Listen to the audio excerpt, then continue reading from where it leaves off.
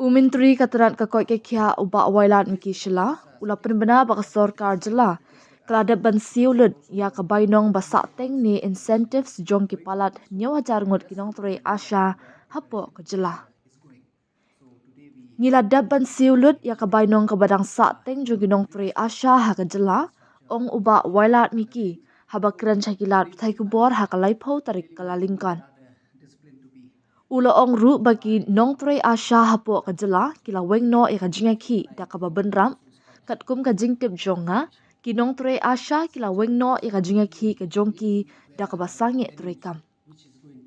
Haba keli Myntri ula ong Henry ki don kat tu ka niki kam ki bedang sak teng om na katanan Henry na kaliang jongki. Kila sngoto bat kum ta kila weng no ka jingiakhih. Once again, I'll just like to reiterate myself that it is already called off. It's already clear.